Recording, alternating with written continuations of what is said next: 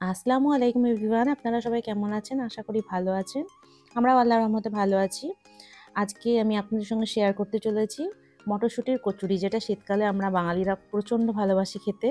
তো আমি যেভাবে করি সেটা আপনাদের সঙ্গে শেয়ার করব। তাহলে স্টার্ট করা যাক। আমি মটরশুঁটি কচুরি বানানোর জন্য ফার্স্টে মটরশুঁটিটাকে আগে সেদ্ধ করে নিই। ওই মটরশুঁটিটাই সেদ্ধ করার জন্য আগে একটু পানি চাপিয়ে নিয়েছি। আর তার সঙ্গে ময়দাটাও ছানবোর জন্য ময়দাটার জন্য একটু পানি চাপিয়েছি। আর সাথে ছোলার ডালের তরকারি করবো, ওই জন্য ছোলার ডালটাকেও ভাপিয়ে নেওয়ার জন্য চাপিয়ে নিয়েছি। ওদিকে যতক্ষণ ওগুলো হয়ে যাচ্ছে ততক্ষণ এখানে আমি ময়দাটাকে মাখানোর জন্য প্রিপারেশন করছি। এখানে নুন, চিনি, তেল নিয়ে নিয়েছি আর ময়দাটা নিয়ে নিয়েছি।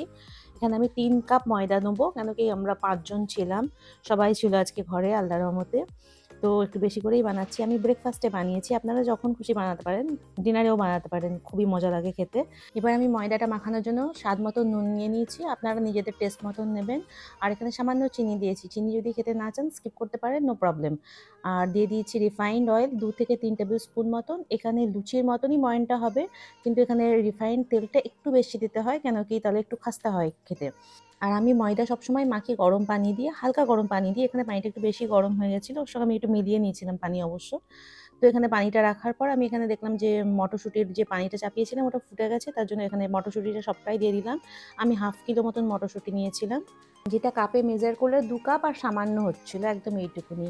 দিয়ে ওটাকে ভালো করে একটু নেড়ে দিলাম আর সেদ্ধ হতে দিলাম ৭ থেকে ১০ মিনিটের জন্য।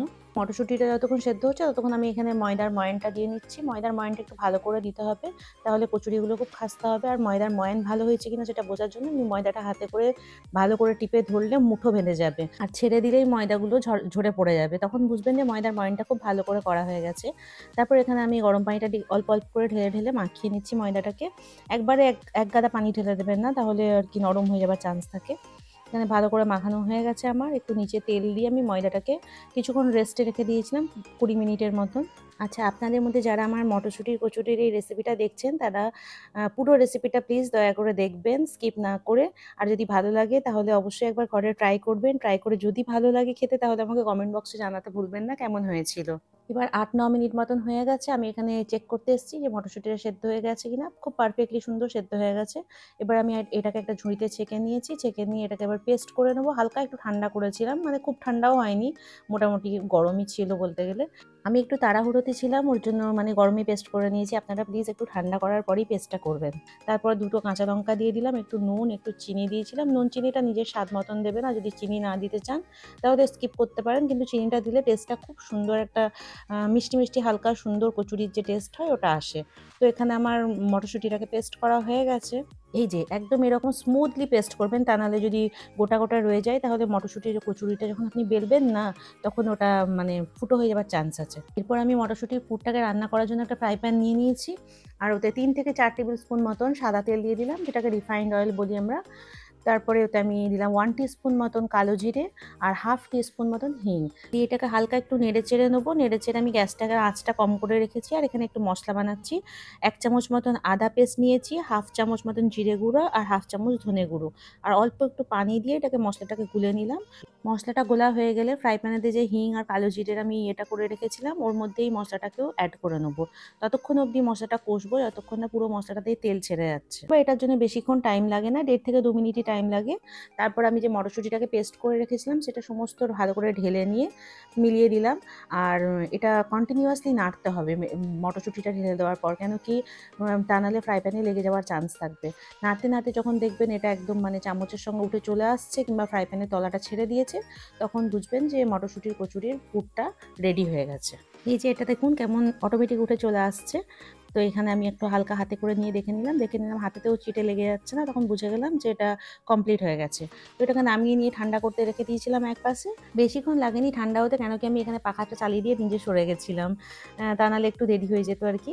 তো তারপর ঠান্ডা হয়ে গেলে এখানে আমি এগুলো বলগুলো বানিয়ে নিচ্ছি। এরকম মিডিয়াম সাইজের করেছিলাম, খুব ছোট করিনি, তাহলে মানে কচুরির ভেতরে বেশি মটরশুঁটি থাকবে না। আর মটরশুঁটির কচুরিতে মটরশুঁটির পুরি যদি বেশি করে না থাকবে তাহলে খেতে অতটা ভালো লাগে না। ওর জন্য মিডিয়াম সাইজের বানাবেন। দিয়ে এখানে আমি ময়দাটাকে হালকা আরেকটু মাখিয়ে নিলাম ঢাকনাটা খোলার পর। তারপর এখানে পুরগুলো সমস্ত ভরে নেবো একটা, একটা করে। আমি যতক্ষণে পুরগুলো ভরছি ততক্ষণ আপনারা ভিডিওটা প্লিজ লাইক করে চ্যানেলটা সাবস্ক্রাইব করে দিন। আপনারা পাশে থাকলে আমি অনেক খুশি হব। আর আশা করছি আপনারা পাশে থাকবেন। আর আমি আরও অনেক সুন্দর, সুন্দর রেসিপি আপনাদের জন্য নিয়ে আসবো ইনশাআল্লাহ। আর অবশ্যই খেয়াল করলেন আমি পুরটা কীভাবে ভরলাম, আপনাদের সঙ্গে একটা ভরে আমি শেয়ার করে দিলাম। বাকি এখানে আমার সব কচুরিগুলো পুর ভরা হয়ে গেছে। টোটাল হয়েছিল 19টা। 3 কাপ ময়দা নিয়েছিলাম, ওটা আমার 19টা মটরশুঁটির কচুরি হয়ে গেছিলো। তারপর এখানে আমি পুরিগুলো ভাজতে চলে এসেছি, মানে কচুরিগুলো ভাজতে চলে এসেছি। তার জন্য তেল গরম করতে দিয়ে দিয়েছি এক সাইডে, আর এদিকে বেলে নেবো আমি। 3টে-4টে করে বেলি আমি, একা একা যেহেতু করি তো 3-4টে করে একসঙ্গে বেলে নিই, বেলে নিয়ে তারপর ভাজতে শুরু করি।